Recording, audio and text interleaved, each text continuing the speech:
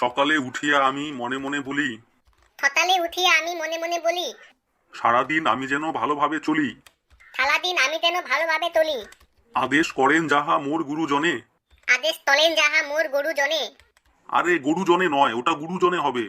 আলে গরুজনে নয়, ওটা গুরুজনে হবে। আমি যেন সেই কাজ করি ভালো মনে। আমি যেন সেইটার তলি ভালো মনে। সুখী যেন নাহি হই আর কারো দুঃখে। ছুটি যেন নাহি হই আর কালো দুঃখে। মিছে কথা কবু যেন নাহি আসে মুখে। মিছে তথা তবু যেন নাহি হাতে মুতে। দাদু, আমি এখন হিতু করতে যাব। একই দাদু ভাই, দুটো লাইন পড়েই তোমার হিসু পেয়ে গেল। যাও তাড়াতাড়ি করে এসো। ফাটা স্কুলে যাওয়া না? তাড়াতাড়ি স্নান করে এসো, ভাত রান্না হয়ে গেছে। হ্যাঁ মা, আমি আসতেছি।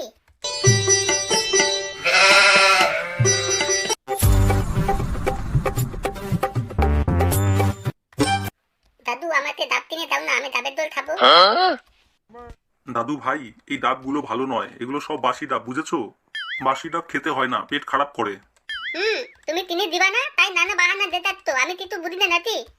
রাগ করেন না দাদু ভাই, কয়েকদিন পরেই তো বাড়ির গাছে থেকে তুমি টাটকা টাটকা ডাব খেতে পারবে, সঙ্গে মালাইও খাবে।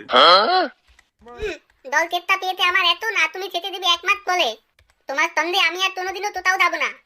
দাদু ভাই, তোমার জল তেষ্টা পেয়েছে সেটা বললেই পারতে। ডাবের জল খেয়ে কি আর জল তেষ্টা মেটে বলো? চলো দাদু ভাই, সামনের কোনো দোকান থেকে তোমাকে এক বোতল জল কিনে দেবো।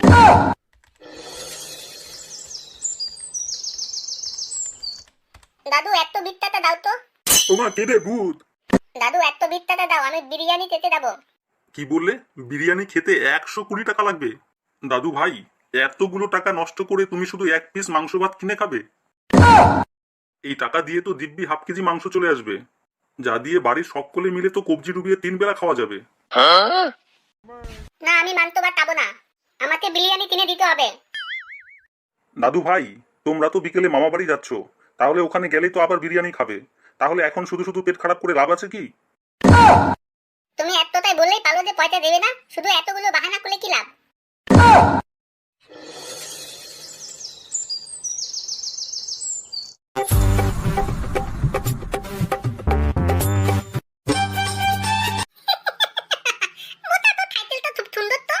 তোতে এই সুন্দর সাইকেলটা কে কিনে দিয়েছে রে?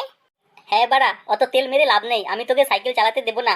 হ্যাঁ তুদিল ভাই, আমি কি তোর কাছে পেয়েছি যে আমাকে সাইকেলটা চালাতে দে? তুই ভাবিস আমি কি এরকম ভালো সাইকেল কিনতে চালি না? তাহলেই দেখবি এর থেকে ভালো সাইকেল নিয়ে আমি রাস্তায় ঘুরবো। তখন শুধু দেখবি আর লুতির মতো ফুলবি।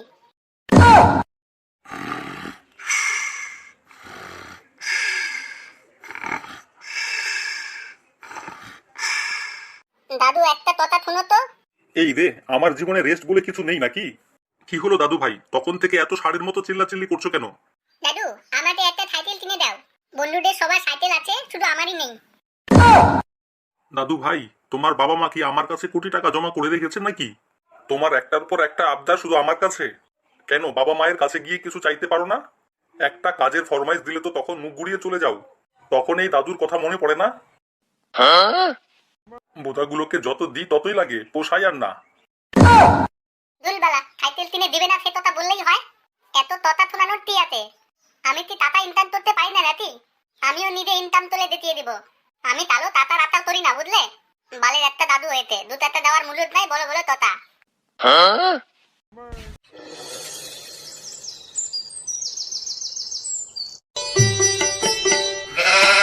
এই যে হিরো, সরলপুর কোন দিকে বলতে পারো? তোন দায়দা খেতে এসছেন তাতু? এই যে এইমাত্র শহর থেকে এলাম। আপনি কি এর আগে কখনো সললপুর আসেননি? ইয়ে মানে এসছিলাম, কিন্তু অনেক বছর হলো তো, তাই ঠিক মনে করতে পারছি না। আপনি কি তোলেন তাতু? অ্যাডভোকেট বোঝো? ইয়ে মানে আমি হাইকোর্টে ওকালতি করি। তুমি বলে দাও না বাপু, সরলপুরটা কোন দিকে? উতিল, আরের থালা, এরা তো মানুষকে পরামর্শ দিয়ে মানুষের কাছ থেকে টাকা কামায়। আজকে আমিও এর কাছ থেকে টাকা কামাবো। আচ্ছা তাতু, ট্রেনে যাবেন না বাসে যাবেন? তাতে তোমার কি দরকার বাপু? তুমি খালি বলে দাও না সরলপুরটা কোন দিকে। আগে তার জন্য আপনাকে 5 টাকা দিতে হবে। বললে 5 টাকা দিতে হবে? শহরের লোকেরা নানা উপায়ে পয়সা কামায় তা দেখেছি, কিন্তু তুমি গ্রামে বসেই সেই পদ্ধতি শুরু করে দিয়েছো। চক্ষু লজ্জা বলেও তোমার কিছু নেই?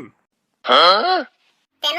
আপনারা যখন মানুষকে পরামর্শ দিয়ে মুতো মুতো টাকা হাত পেতে নেন, তখন লজ্জা তোলে না? আচ্ছা বাপু, এই নাও তোমার 5 টাকা। এবার দেখিয়ে দাও সরলপুর কোন দিকে যাব।